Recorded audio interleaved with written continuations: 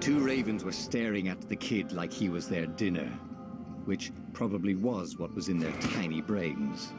"Hey," Renato said. They cocked their heads at him. "Pick on someone as ugly as you." Wait, I think I'm right. For the Emperor! The ravens cawed and rushed at him.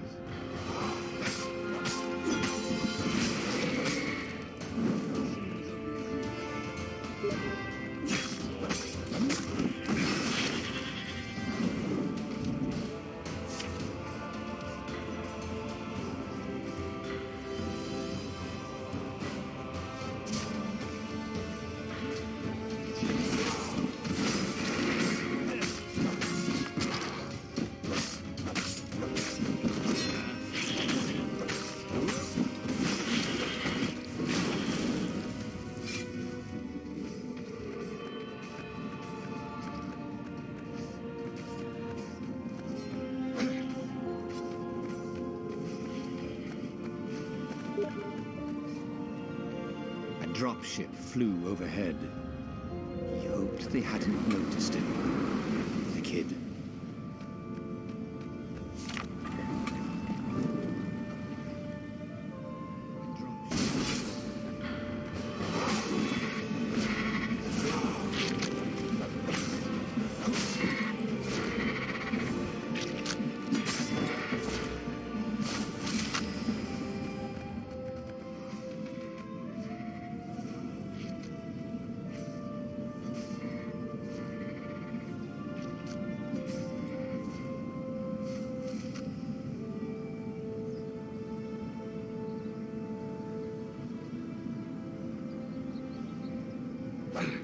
Oh, right.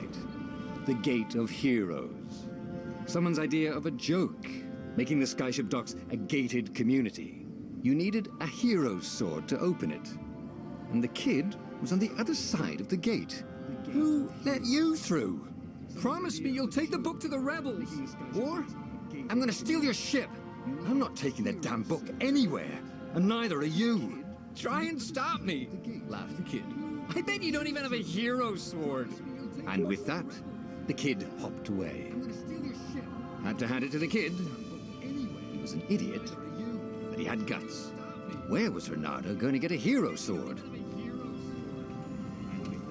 I could forge a hero sword here, but I'm going to need ore. Where was Renato going to get a hero sword?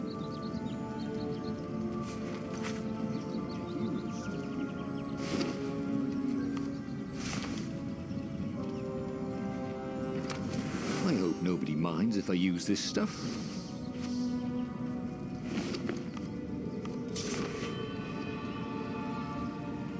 A hero sword. QED.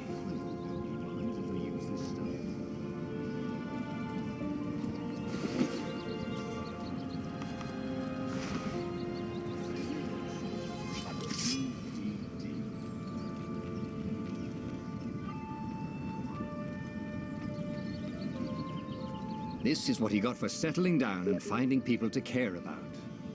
The kid's mum had been a swell cook, and she'd laughed at Renato's jokes, even when he didn't know he'd made one. And then the ravens had come to burn her. And she'd made him promise to protect the kid. But she never told him where the book was, just the kid.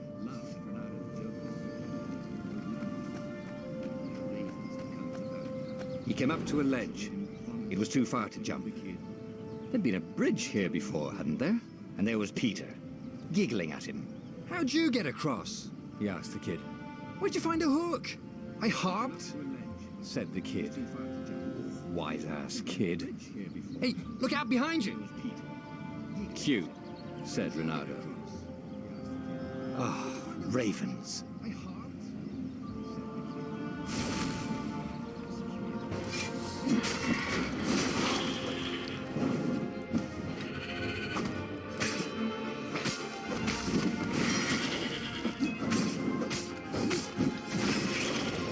It was time to talk some sense into the kid. He took his way across the ledge and chased the kid down.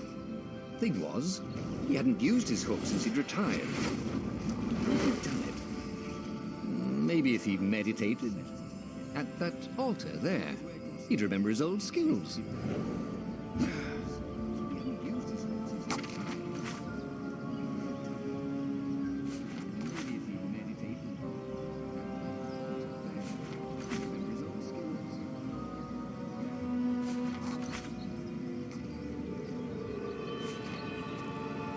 It was starting to come back to him. Something you never completely forgot, like how to freeze time when attacking. The more he fought, the more he'd probably remember.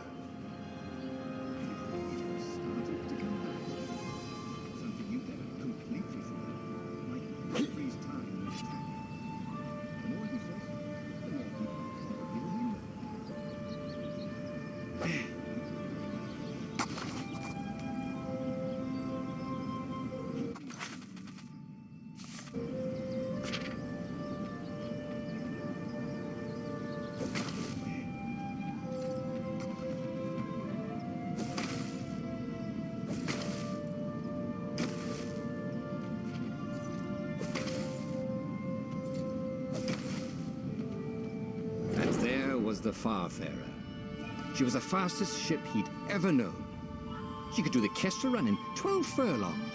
Oh, so the salesman had told him. And something told him the kid was about to walk into an ambush. Stop! He shouted. I'm not giving you the book! Shouted the kid, and took off. No! Peter! But the kid ran for it. And a goggler nailed him with its ivy.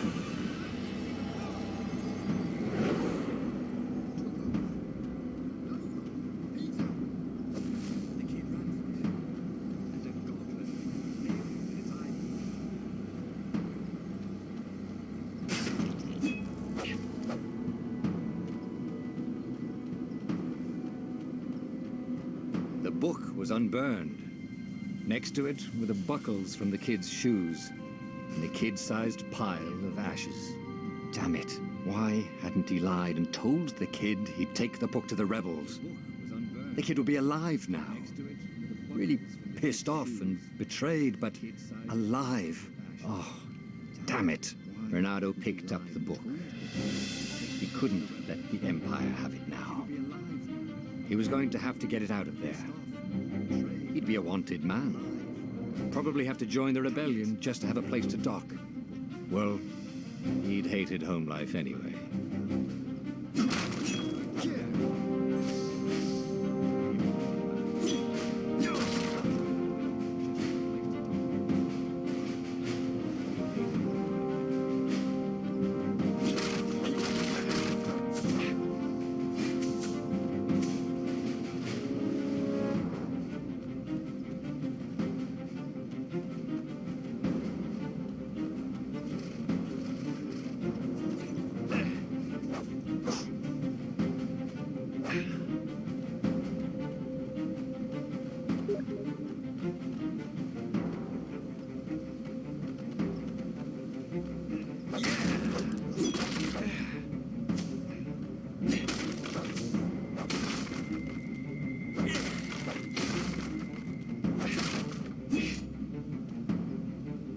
What was the big deal about this book, anyway? Maybe he should open it and find out. All that had been years ago. How many? The war was a blur, and now 3 Raven scout ships were chasing him. Where are you running, rebel? Cawed the Raven captain over the loud hailer. Bernardo could see them cranking up their catapults. Just going out for milk? Bernardo yelled back. Where can you run? Laughed the Raven horribly. Far behind him, another city was burning. The dark cloud above its island was thousands of Imperial ships. The fleet was doing a thorough job. Take us to the rebel base. I will spare your life. It cawed. The entire jury-rigged rebel fleet was only a few islands to the east. Beyond that were only the pillars of heaven, a sea of endless blood-colored tornadoes. The rebellion was out of time, unless Bernardo could bring a game-changer. Maybe he could. Bernardo had found out where he could find the pieces of the Sky Ripper, the legendary weapon that had exiled the lost gods. Surely a legendary weapon could win the final battle. On the other hand, his old friend Lupino had sent Renato a desperate message saying he had a brilliant scheme to save the rebellion. If Renato could only rescue him. Renato dived the Farfarer towards the abyss. As he felt the heat of the jet stream, the Raven ships peeled off, not stable enough to follow him down there. Now it was time to choose. Lupino or the Sky River. As he felt the heat of the jet stream, the Raven ships peeled off, not stable enough to follow him down there. Now it was time to choose. Lupino or the Sky River. The heat of the jet stream, the Raven ships peeled off, not stable enough to follow him down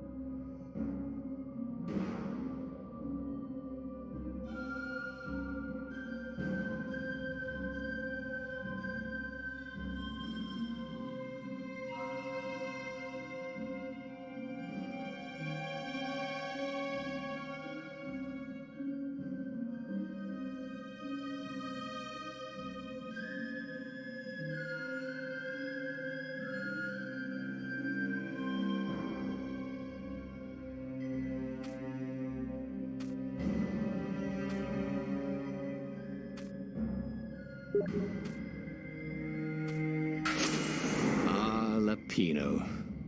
Apparently, the Mad Rabbit had sold a Pegasus that he did not exactly own.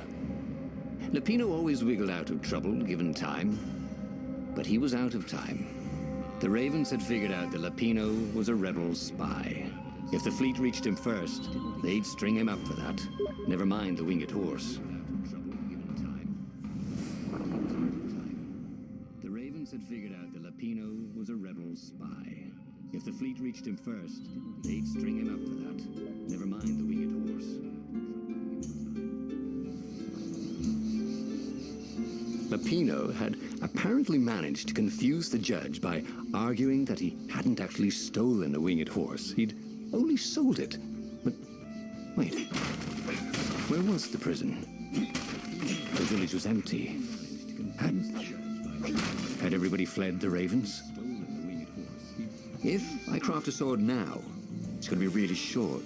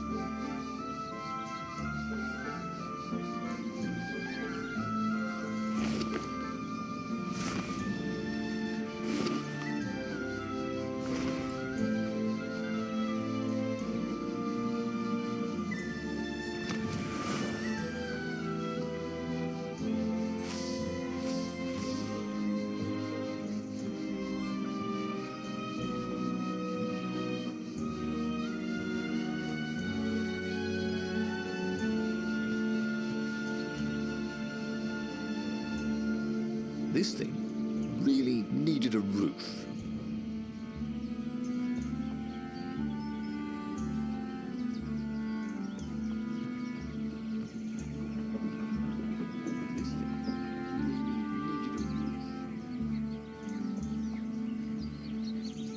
The Ravens had taken the town. Renato had seen villages emptied like this. All the people taken away to be sacrificed in the Emperor's secret rituals. Renato hoped the people were just hiding. Renato's blood was up. He just needed to smash something.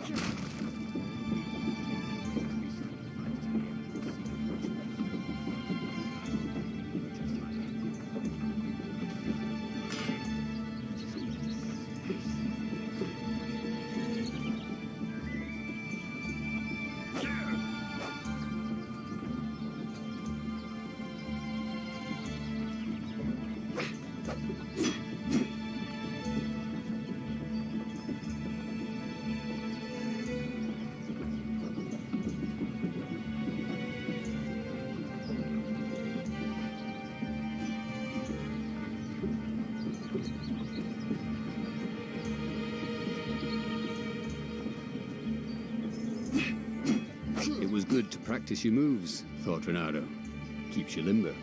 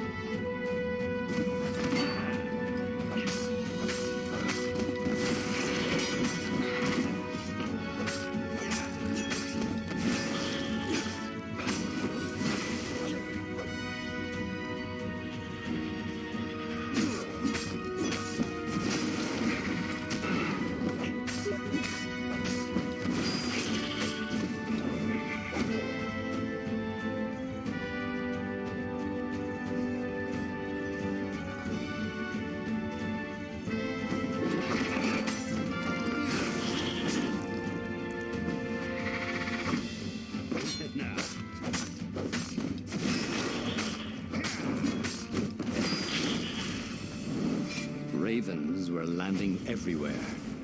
The advance guard. He'd better get moving. If they got to Lupino first, they'd eat him for breakfast. Or a snack. Ravens weren't picky. If they got hungry, they sometimes forgot to interrogate their prisoners. Even top spies like Lupino. Where had the mad rabbit got to? Bernardo felt a little better.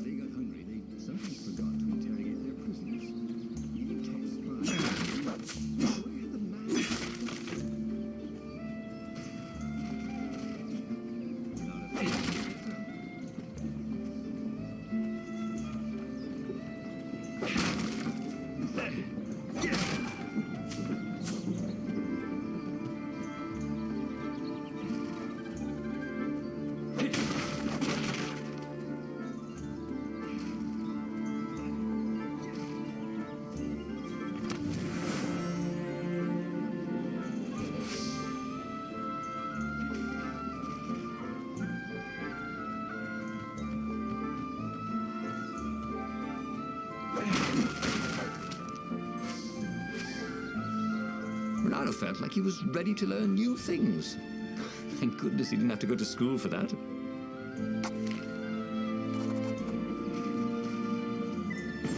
It was starting to come back to him. Something you never completely forgot, like how to freeze time when attacking. The more he fought, the more he'd probably remember.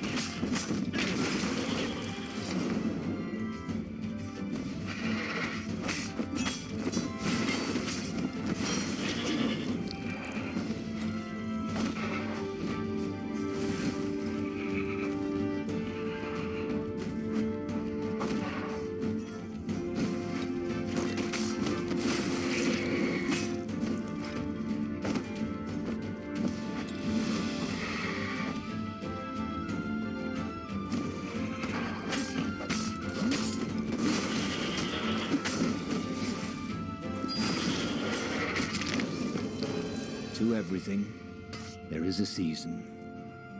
He turned over and died.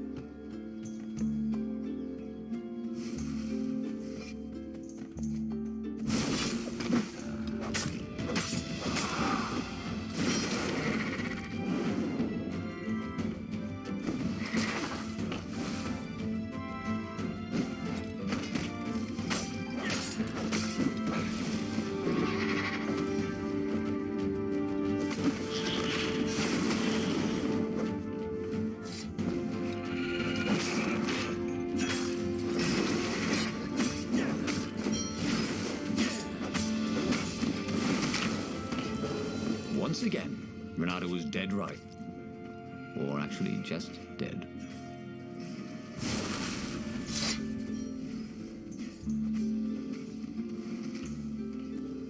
Once again, Renato was dead right. Or actually just dead.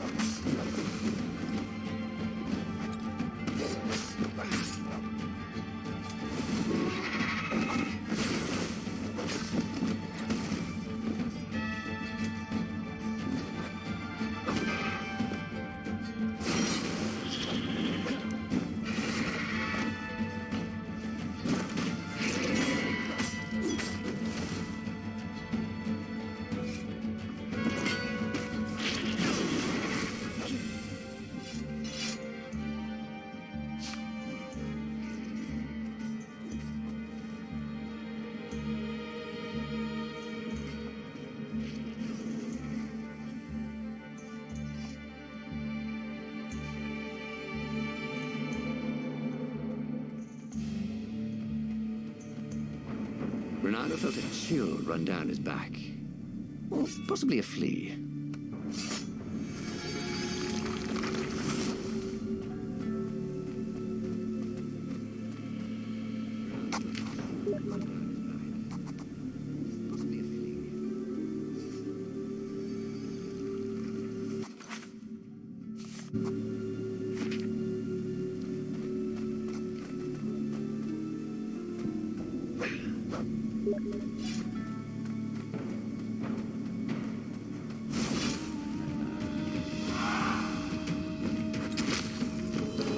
So this was what it was like to die. Not nearly as much fun as they said.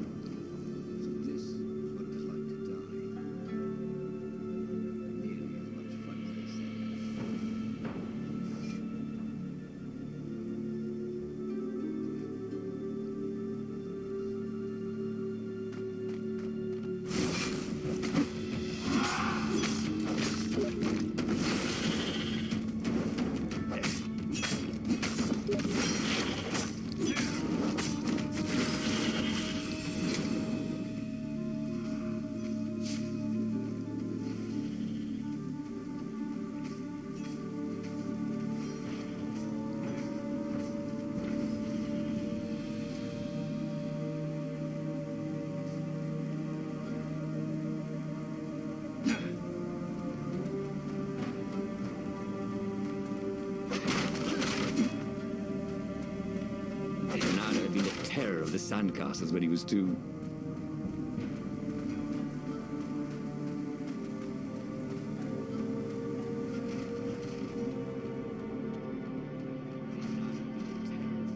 Dirty and bloody, Renato finally reached Lapino.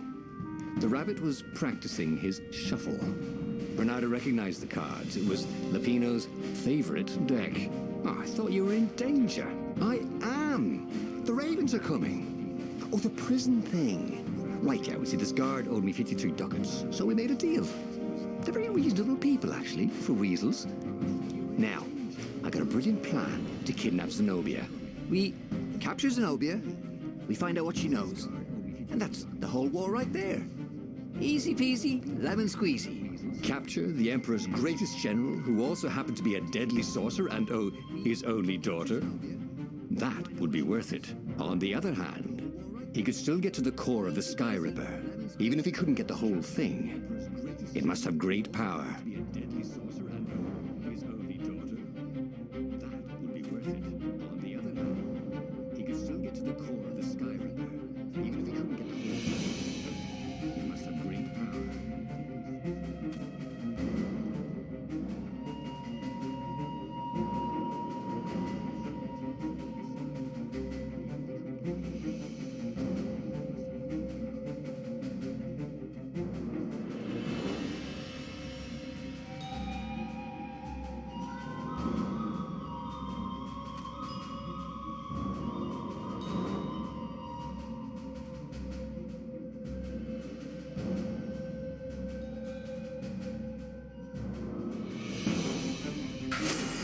Zenobia wasn't just the Emperor's daughter, of course.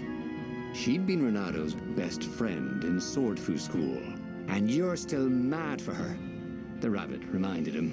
They'd been close. She'd told him things no one else knew. But she'd never told him who she really was. She knows all the Emperor's plans, chuckled the master spy. She won't give them up easily. She'll tell the interrogators, all right, said Lapino. Taking her would change the game, all right. Chuckled the master spy. She won't give them up easily. She'll tell the interrogators, all right, said Lapino. Taking her would change the game, all right. The city was already under Zenobia's control. I had to admire her efficiency. Renato shivered at the thought of Zenobia at the mercy of the interrogators. Could he really turn her over to them? But this was war. It wasn't meant to be pretty. I had to admire her efficiency. This chest made music when you opened it. Too bad it was Muzak. This was war. It wasn't meant to be pretty. This chest made music when you opened it. Too bad it was Muzak.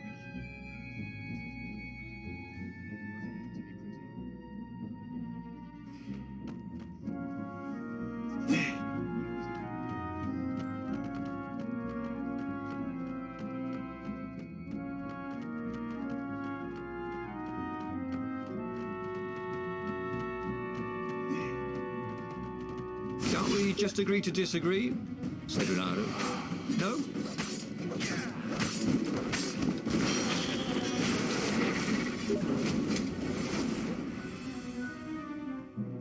Just agree to disagree? Said Renato.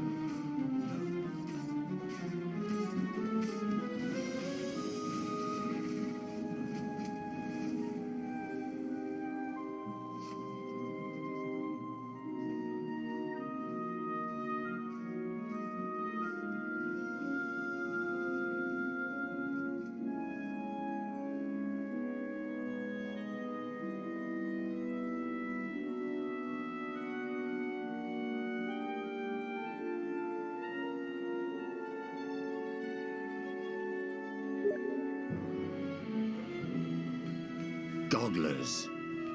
Renato hated gogglers. It was almost impossible to sneak past them. If one didn't spot you, another one would.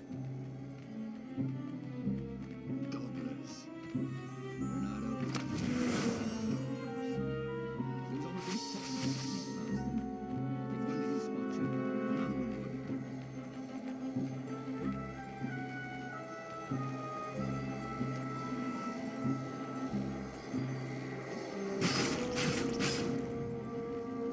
These things could really use a hand.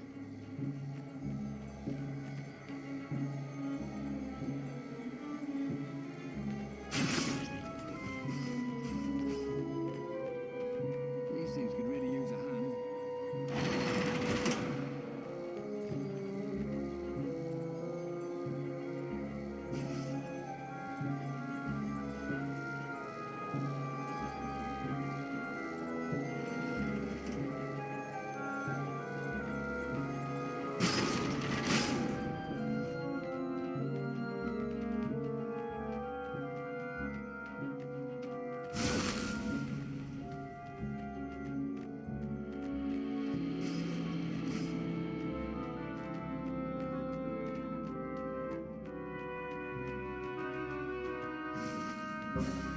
So, what's this plan of yours?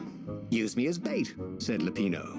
And he outlined a slightly complicated plan that involved geese, a net, setting the Farfarer a little bit on fire, Lupino dressing as an old blind toad, and Reynardo hiding inside a monstrous watermelon. What could possibly go wrong? Thought Reynardo. Setting the Farfarer a little bit on fire, Lupino dressing as an old blind toad, and Reynardo hiding inside a monstrous watermelon. Oh, this is going to be fun, said Lupino, as he ran to go set up his marvelous plan.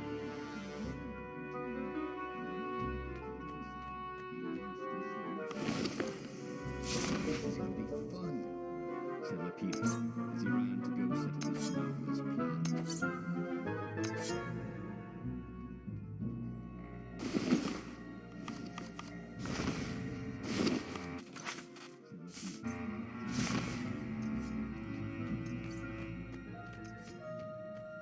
Well, they really needed to redecorate anyway.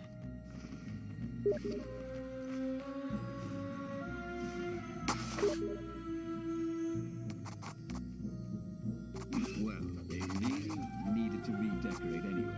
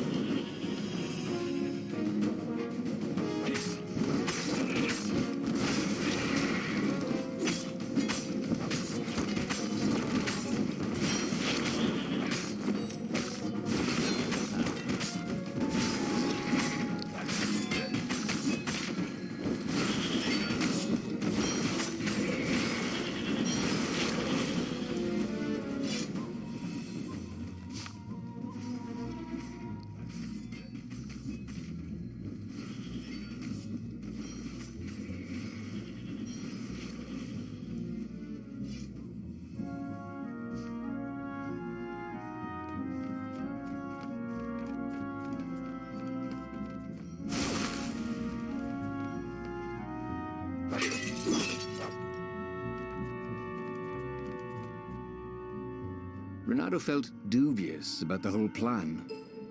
With every step, he was waiting for it all to go horribly wrong. But against all odds, Lupino's idiotic plan worked. Zenobia's ravens ran off after the geese, the net dropped, and Reynardo jumped out of the watermelon and put his sword to Zenobia's throat. "Reynardo," she said, Are those new scars? They look good on you. You never returned my velvet jacket. It was my favorite. You look stupid in velvet. Ah, what does an imperial princess know about style? Oh, get a room, you two, said Lapino. But the fleet was coming on fast, so they put Zenobia on the Farfarer and took her east over the Nexus. She'd vanished from swordful school, from his life, without even saying goodbye, without ever telling him she was the Emperor's adopted daughter. Ah, Lapino was right, Renato thought reluctantly. She knows things. She recognized his look. You're taking me to the interrogators, aren't you? She said, wide-eyed. And then she jumped, with horror. Renato saw Zenobia plummeting. Then he saw the Nexus below them. Cats always land on their feet. Ah, she'll head for the Imperial outpost, yelled Lapino. You have to catch her. Then he saw the Nexus below them. Cats always land on their feet. Ah, she'll head for the Imperial outpost, yelled Lapino.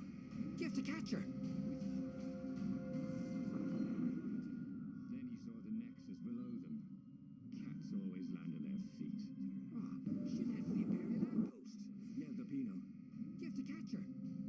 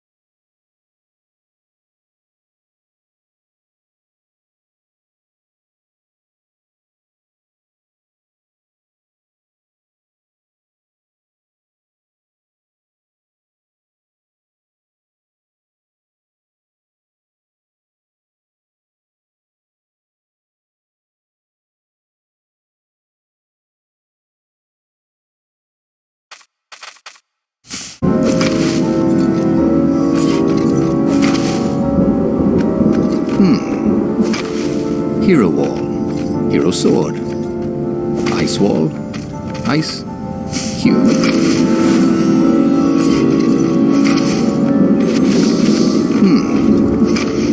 Hero Wall, Hero Sword, Ice Wall, Ice Cube.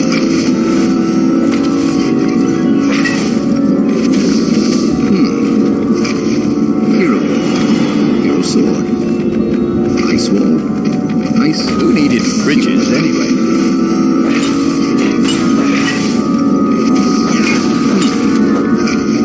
Hero Wall, Hero Sword, Ice Wall, Ice. Who needed bridges anyway?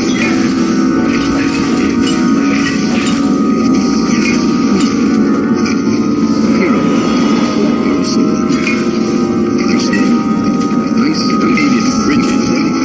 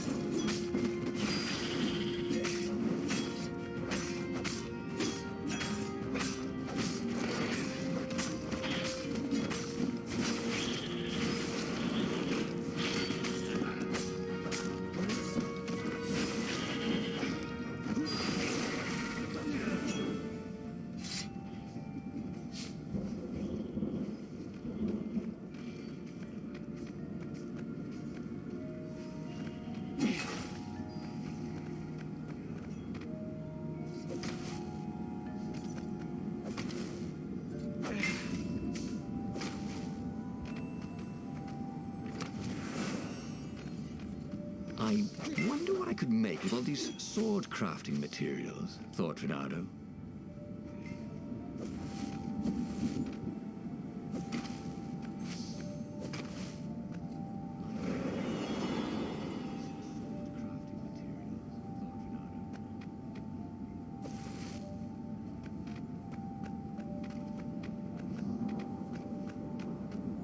He was closing on her.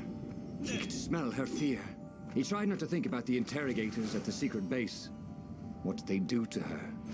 Maybe it didn't have to end that way. Maybe he could talk to her. But, after all, there were worse things the Imperials had done to friends of his.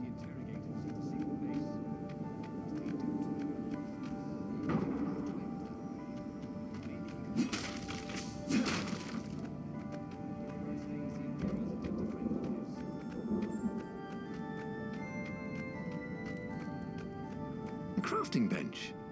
Renato wondered what he could make with it.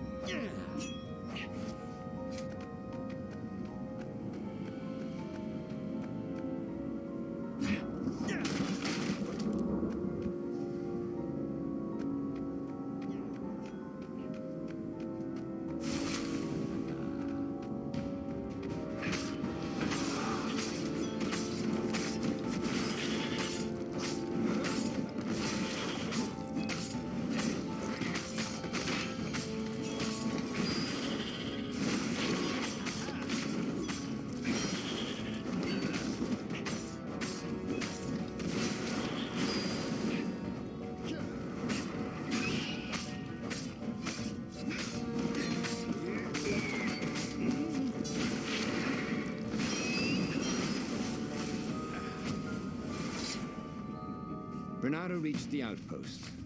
The Imperials there were no match for him. Soon after, Zenobia limped up the path. When she realized he was already in front of her, she didn't even try to run. "Oh, you left without saying goodbye." Again, he said, "Please, I'm enjoying this a little too much," she said, shaken. "Oh, spare us the chit-chat, would you?" said Lapino as he shackled her hands so she couldn't throw spells. She knows all his plans. All the way back to the Farfarer, Lapino nagged Renato about how the interrogators would pry all the intel out of Zenobia. How that would turn the tides in the imminent battle. All they had to do was take her to the rebels' secret base. Renato didn't like to think about what the interrogators would do to her. Couldn't he just talk to her?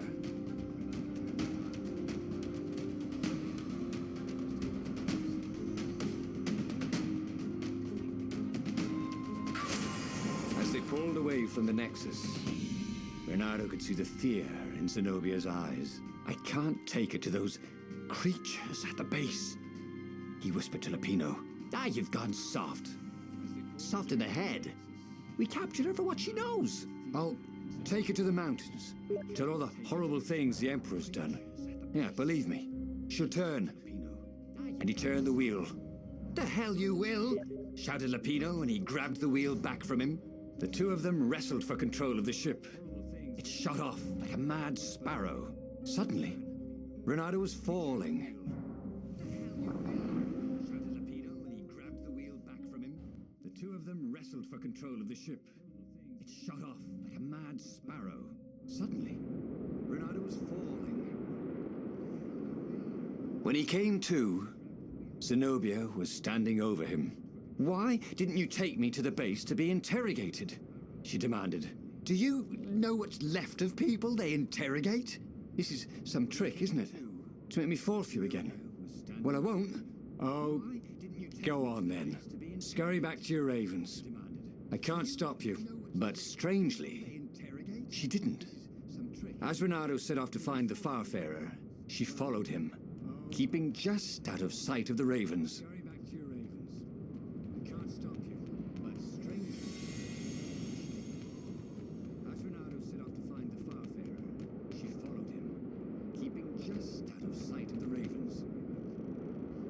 Ronaldo wondered if his future self had commissioned these poles.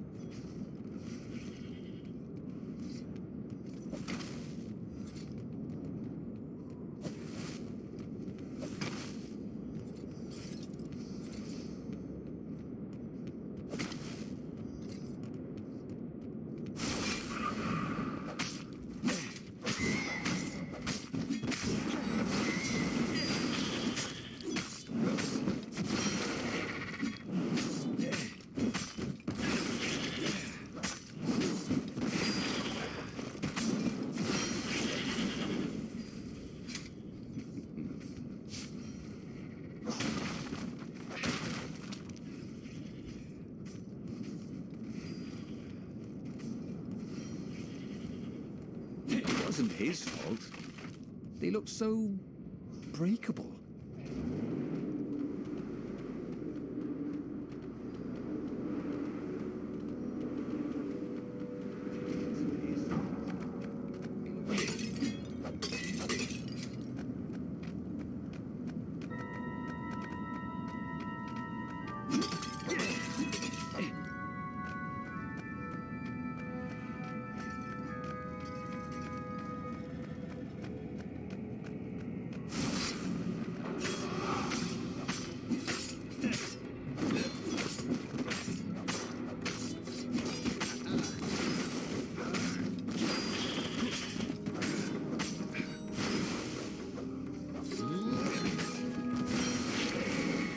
Ronaldo wondered if he could learn to cook this way.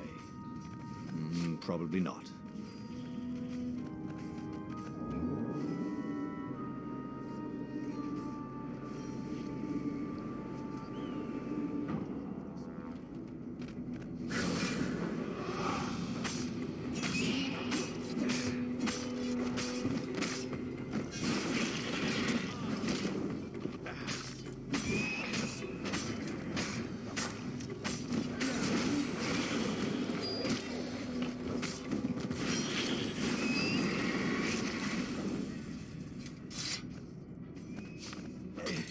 As Ronaldo stopped to sniff the wind, Zenobia came up, still mad. Did you really think you'd just talk me into betraying my father? Oh yeah, sure, that was exactly my plan. Then why aren't you even talking to me? Because I've never talked you into anything in my life. They're gonna court-martial you for letting me go. He caught a whiff of the Farfarer. Wet rope, tar, and a cask of Scobel ale he'd spilt last year. It was that way.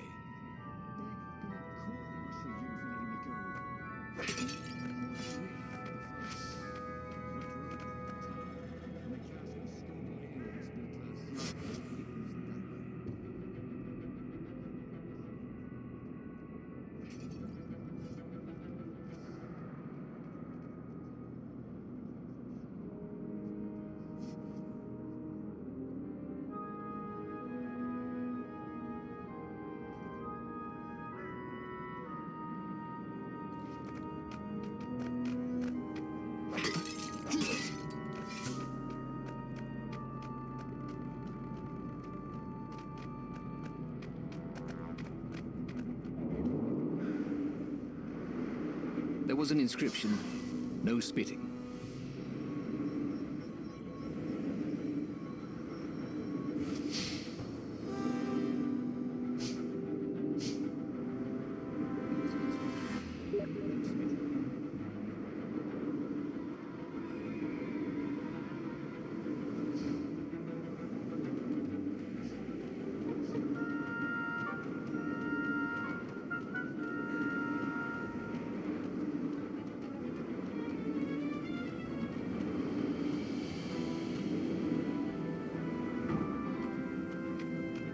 Ronaldo wondered if he should have taken Zenobia to the rebel base for real.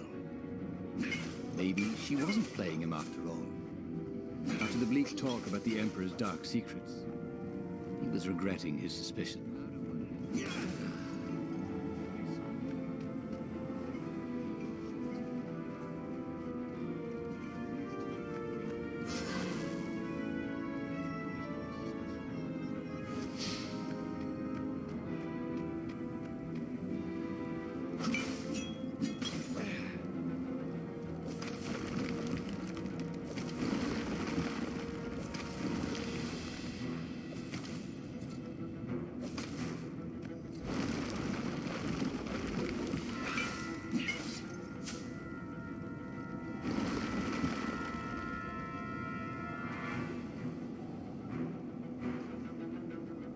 Sure enough, the Farfarer had crashed in some rocks. There was no sign of Lupino.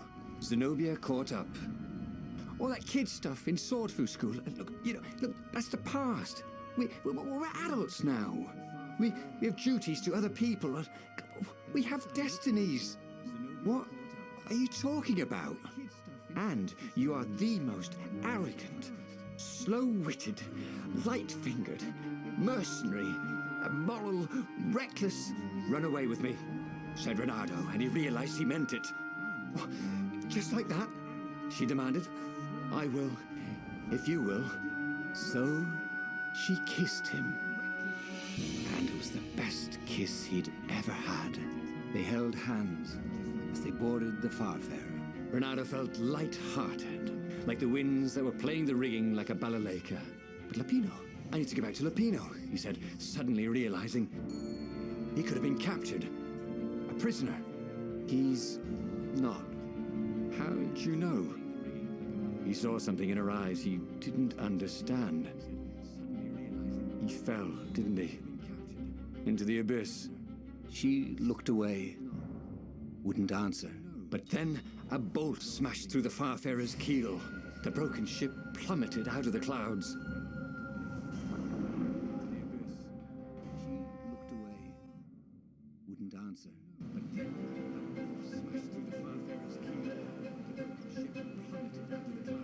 Renato picked himself off the deck. They were alive. We have to get to my private ship, she said. Do you trust me? I guess I must, he said. You go on ahead. Clear the path, she said. I can't kill my own soldiers. He wanted to say that he didn't trust her, that he had no idea what he was getting into. But he had no choice, did he? He was following his heart. That's what it means to be a hero. You had to follow your heart.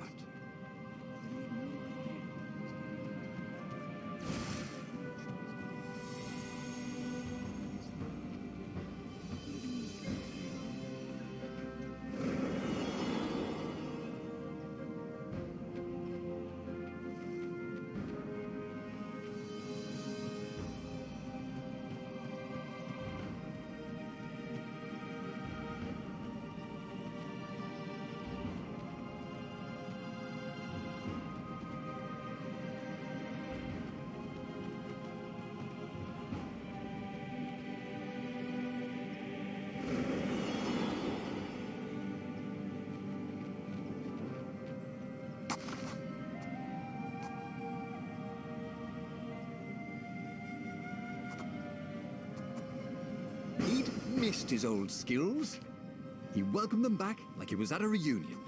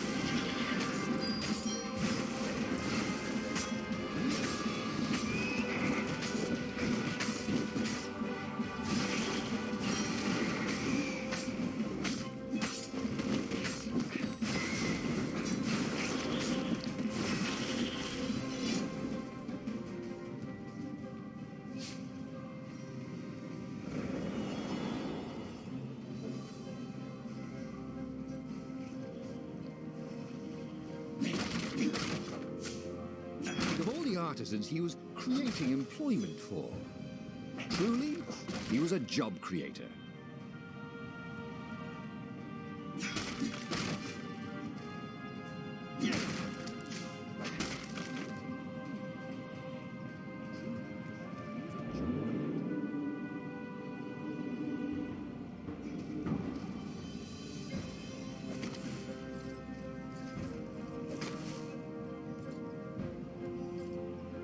He'd once been a pirate captain who used hooks to get around his ship. What was his name again?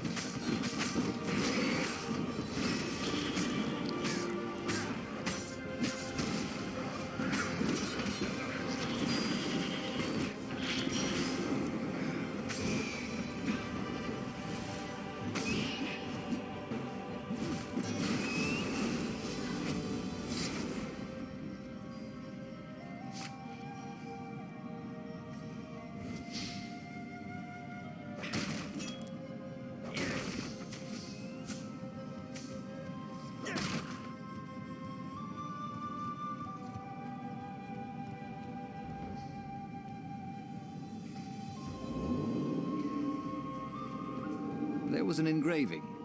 Maximum capacity, 130 people.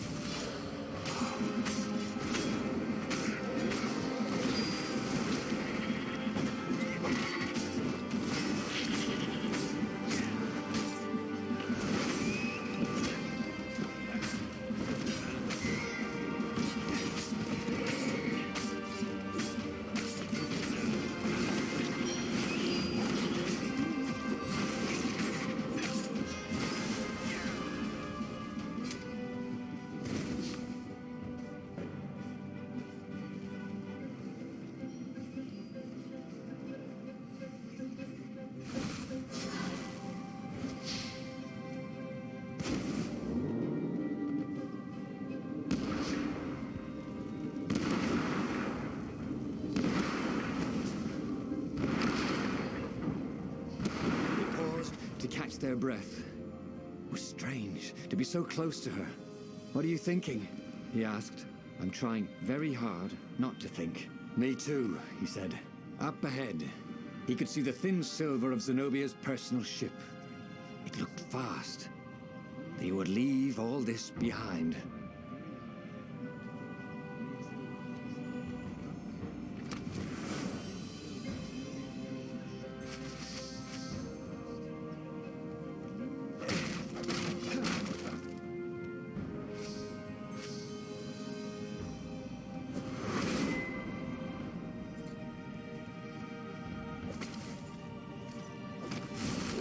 You shall not pass.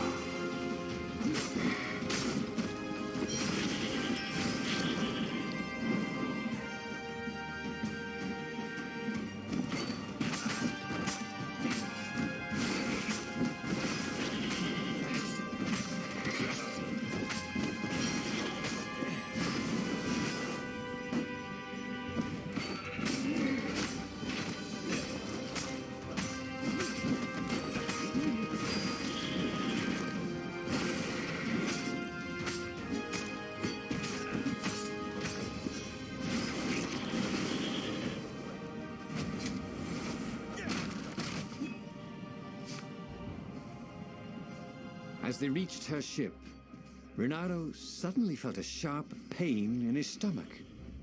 He was surprised to see a crossbow bolt sticking out of it. I was going to lead the Empire to our secret base, said Lapino. But no, you had to screw up my plan because you've still got a thing for her. Renato stared at Zenobia. The kiss. Was it real? She said, with a look of indescribable sorrow. She gestured and said an arcane word, and Lapino went flying into the abyss, screaming, "I'm telling your father!" Then she knelt down to cradle his head, and her paws felt very soft and warm. Okay, that was weird. He could have sworn he'd just died. Instead, he was on the Farfarer, sailing away from Ubar. And it was still burning. He'd fled burning Ubar years ago, hadn't he? And now he was back there. Had all those years fighting the Empire been nothing but a vision into the future? A useful vision if it was true. He'd learned something. Lapino was a traitor. Renato had suspected there was something wrong with the mad rabbit, but now he knew there was malice behind his goofiness. He learned something. Lapino was a traitor. Renato had suspected there was something wrong with the mad rabbit, but now he knew there was malice behind his goofiness.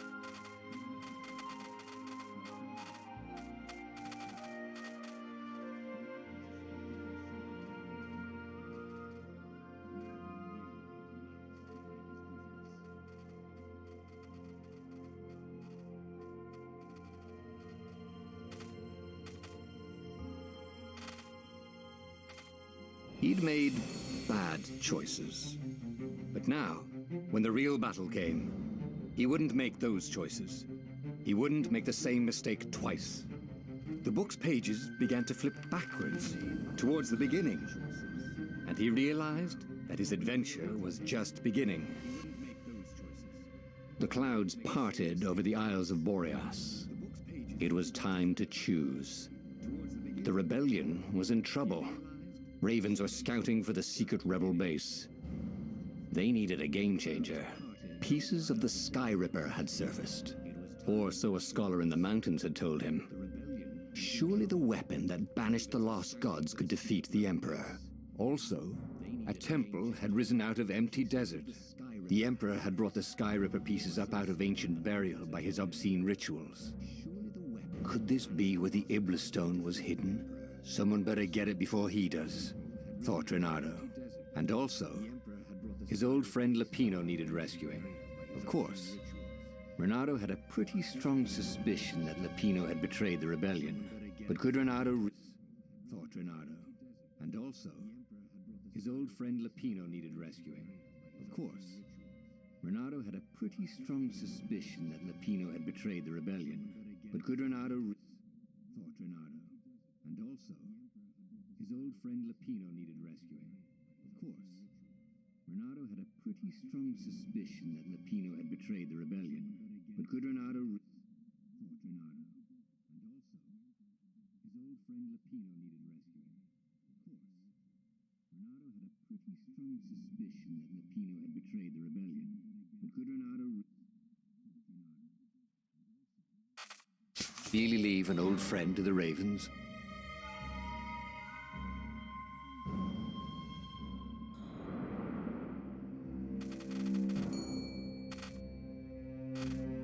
Really leave an old friend to the Ravens?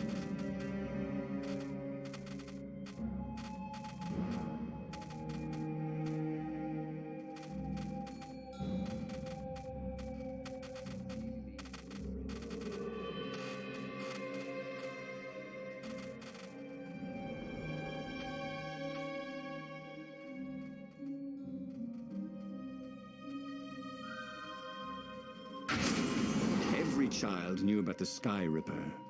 The Transcendent Emperor had buried its pieces. What could have brought them to light? This Emperor, Isengrim III, had once been kind, but he'd gone mad.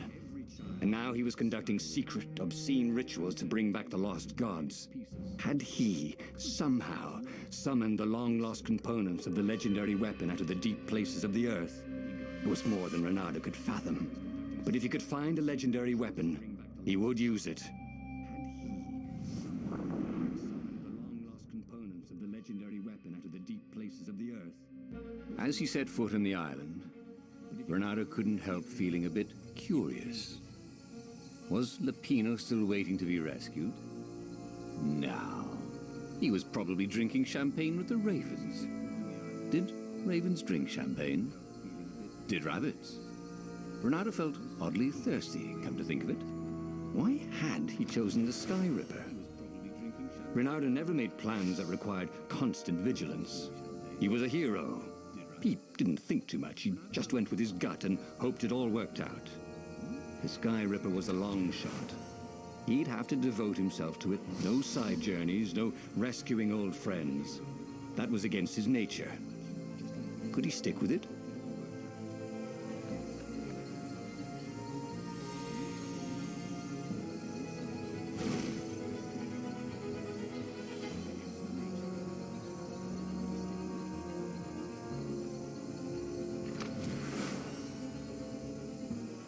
You know, ore is pretty heavy to carry.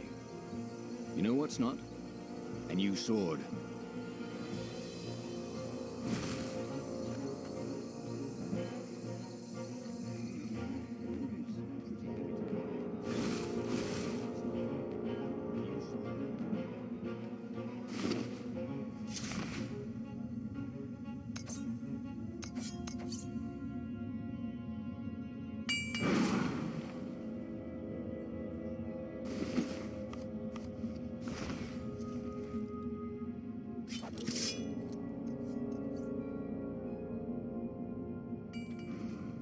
Hey! Hey! I'm a firefox, thought Renato.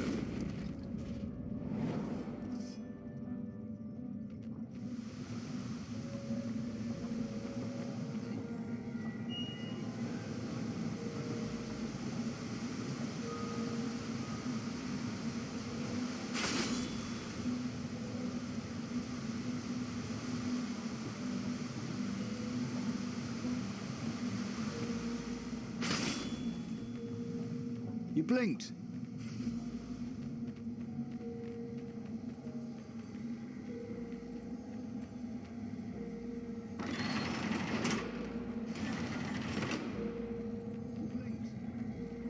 The people who had built this castle, did they even know what monstrous weapon lay hidden within their walls?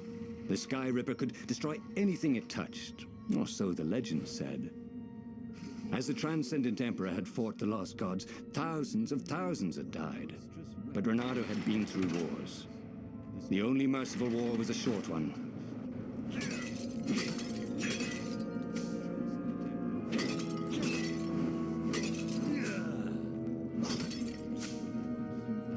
Sometimes, Renato really hated inanimate objects.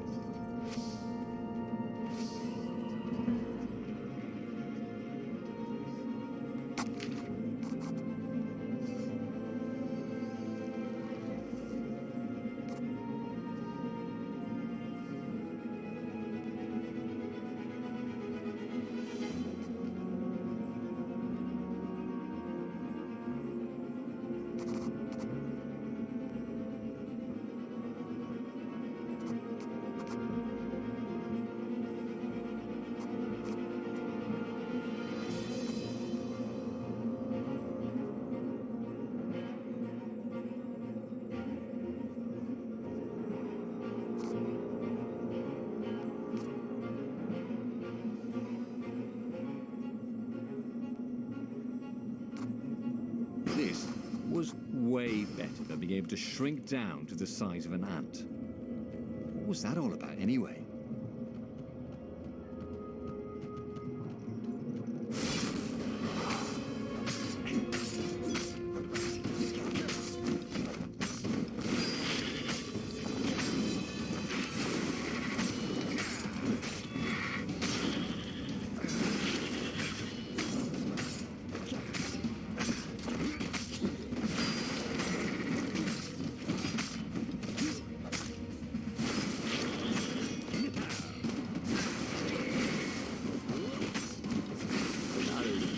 Around the room yelling, oh yeah, that's how we do it. It was something he liked to do, but only after he'd killed all the witnesses.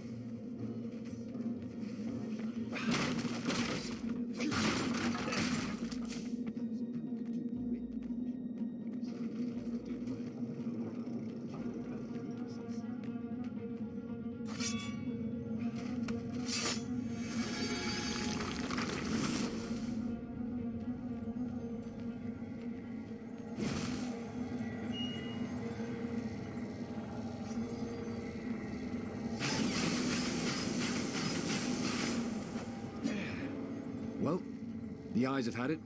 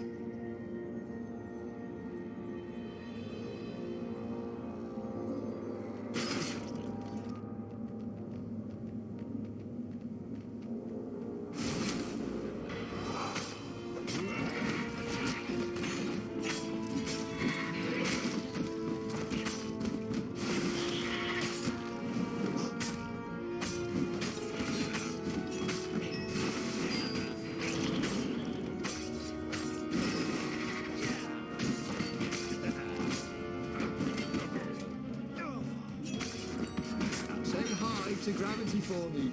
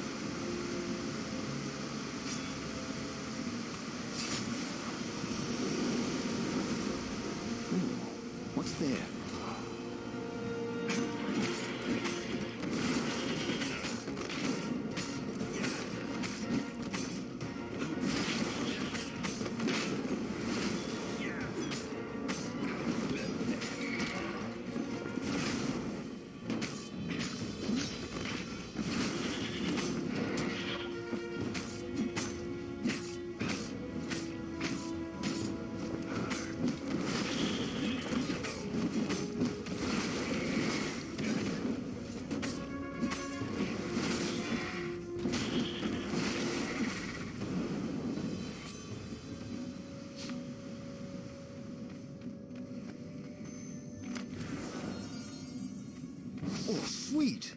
A gem. All he needed now was a workbench, and he could slot it into his gauntlet.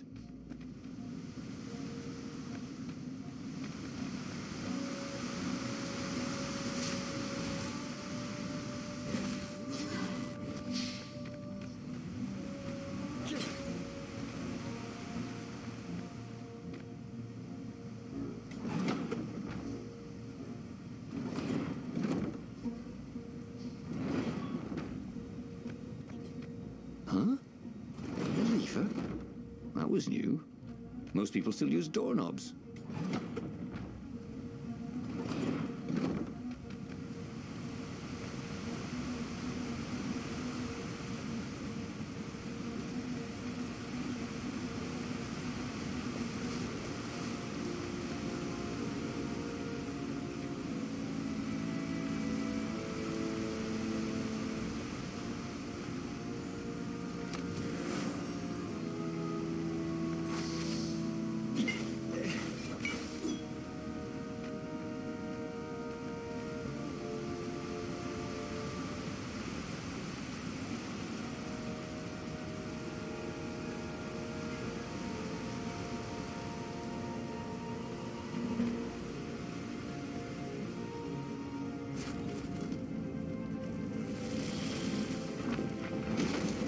There it was. Sky Ripper's armature. The stuff that dreams are made of. Engineers' dreams, anyway. The device was intricate. There it was. Sky Ripper's armature. No one alive had the skill to make a thing like it. How was it part of a weapon at all? He'd have to ask a scientist. But first, he'd get the second piece. Sky Ripper had a heart. A core that had come to rest on the next island. Well, there was another island he could reach. Zenobia had just invaded it with her father's Raven battalions. She must be encamped there still. But fighting Zenobia now, that made no sense at all. He'd already sacrificed one friend to get this armature, was it? He didn't need to hurry to face her. She would find him.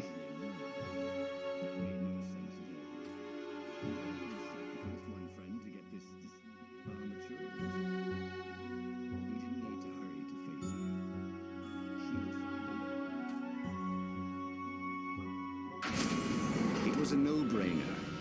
He'd sacrificed his old friend Lapino to get the armature. And the armature was useless by itself, only a series of coils and wheels. War demanded sacrifices, and he would make more before the end. He would have to choose the greatest good no matter how much it cost him. Zenobia. Well, he would see her sooner or later, across a battlefield or a sword's point before all this was over. He was sure of that. The power was in the core. Obviously, he had to get the core.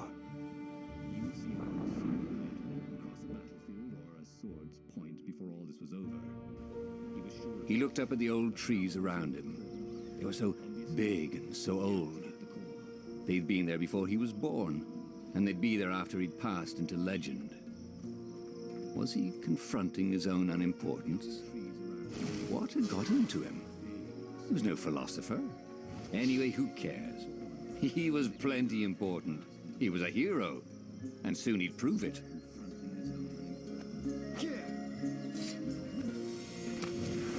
There were a lot of shiny, smooth, curved with leather, buckles, and kind of smelled,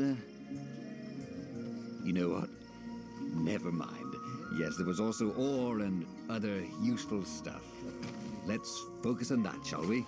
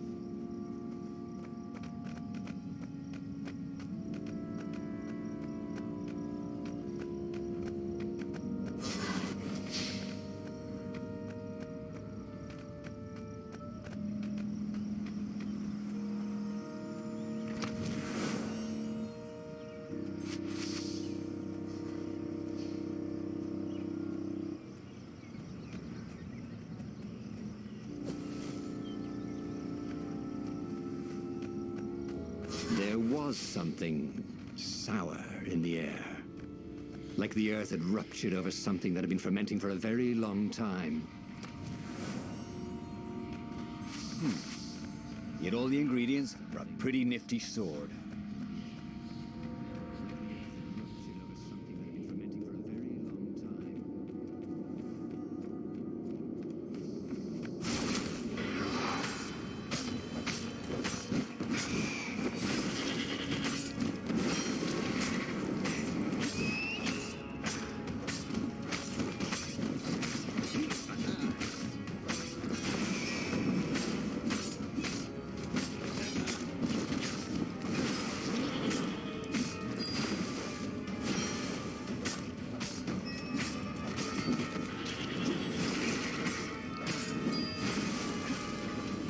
Was remembering all his old tricks.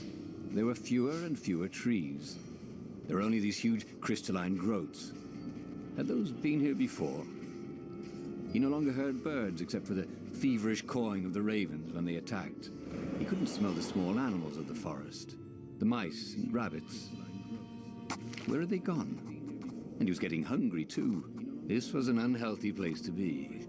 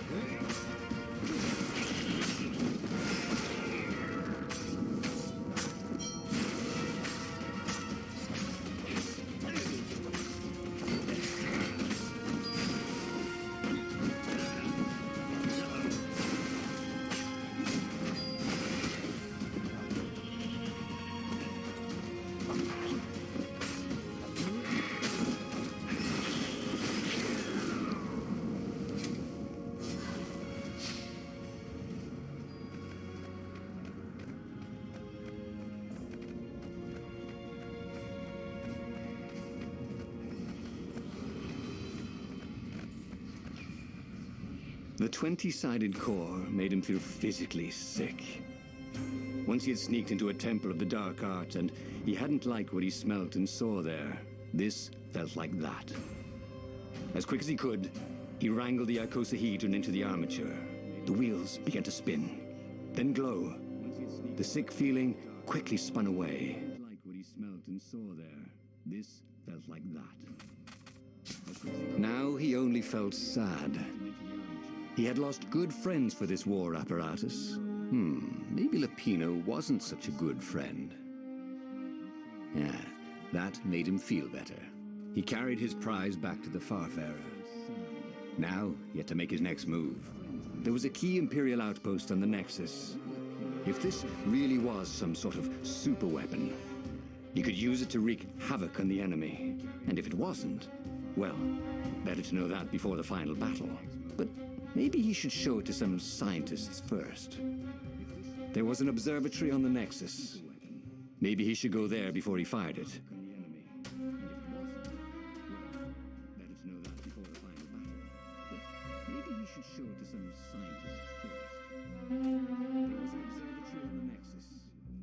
Maybe he should go there before he fired it.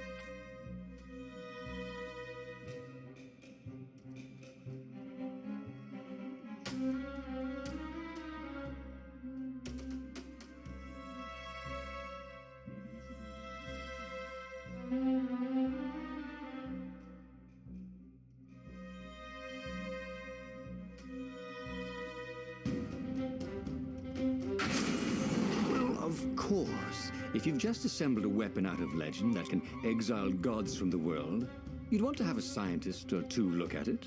And even if they disagreed and he had time, he could ask Calaveras himself. Yes, the observatory would be his objective.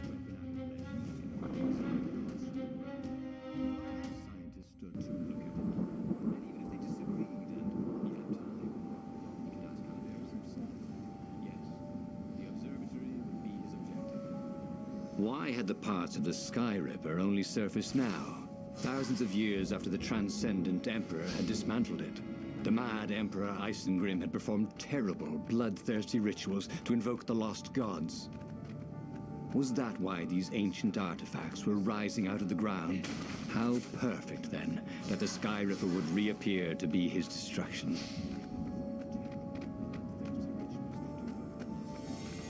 Renato wondered idly if people who had built these poles had really, really long tentacles.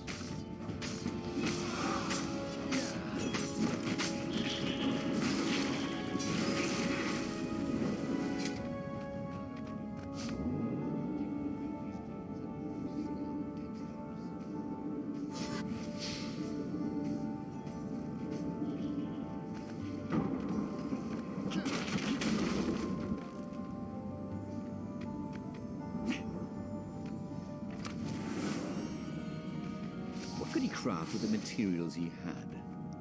Renato had a pretty good idea, actually.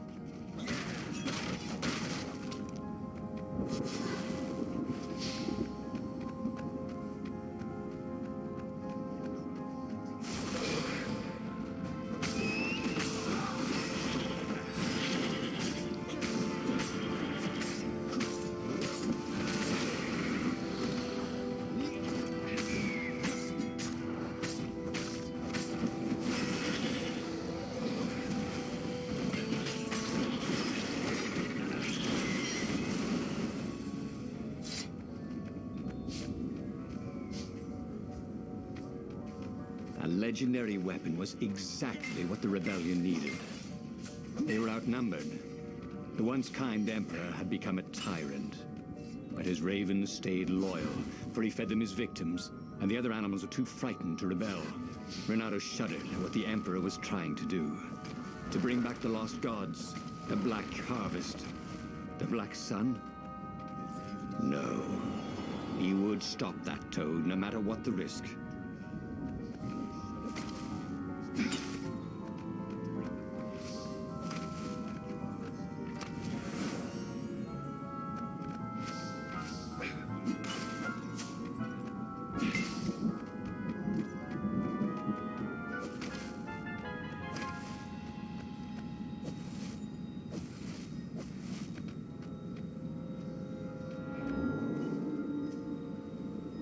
The platform used a hybrid propulsion system fueled by anti-gravity and wishful thinking.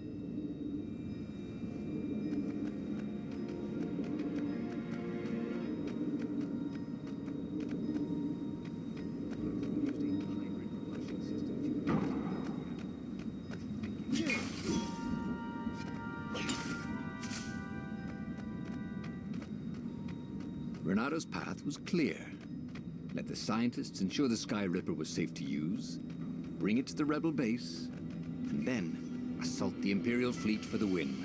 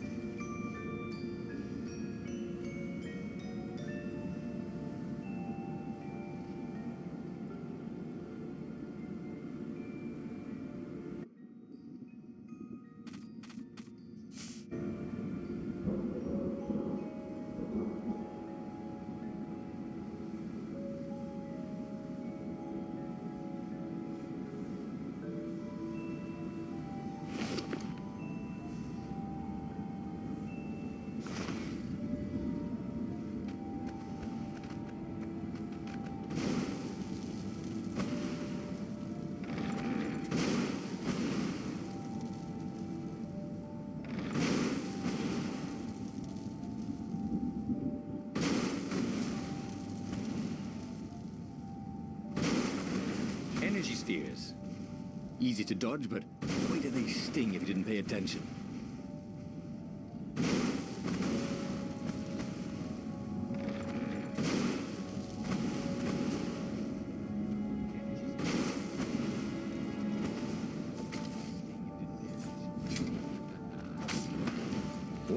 Some people were just liable to explode if you upset them.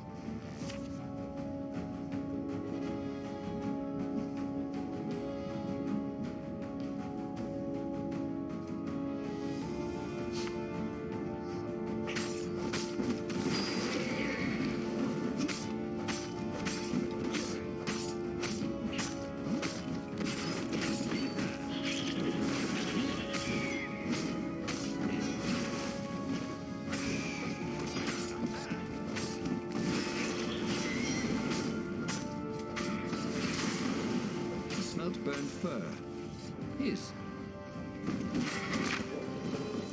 I guess now I find out what's next, he thought.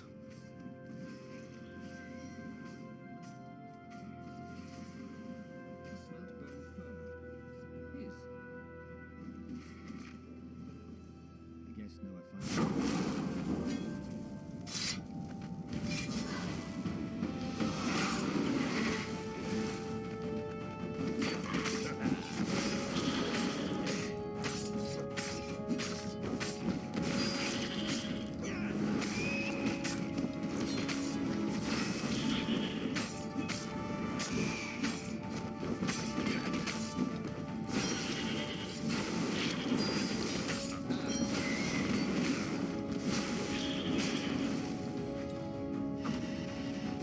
This is yours, said Renato.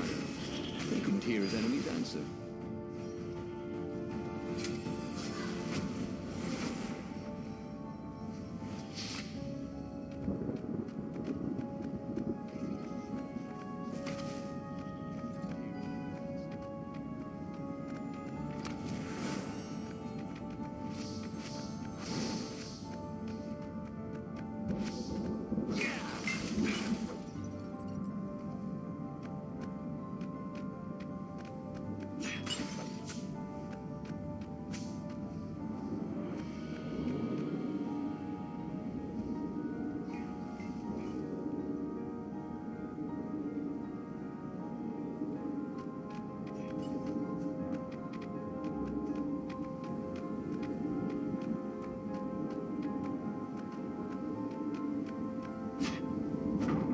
Truth was, Renato really liked the sound his sword made in the air.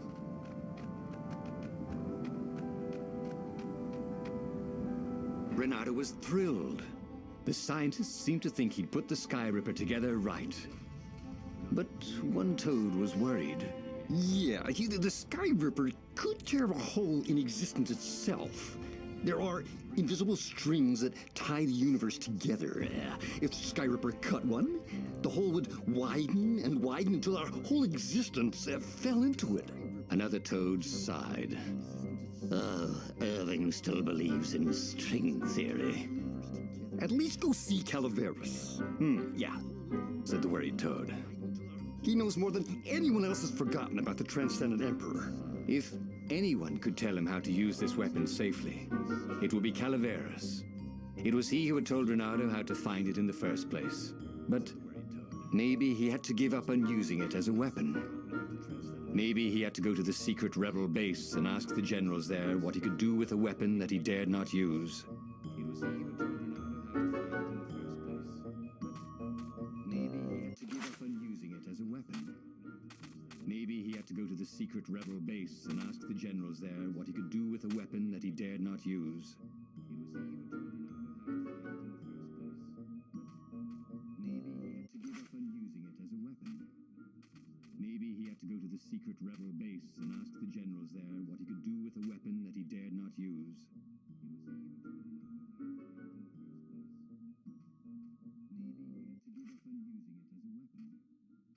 Maybe he had to go to the secret rebel base and ask the generals there what he could do with a weapon that he dared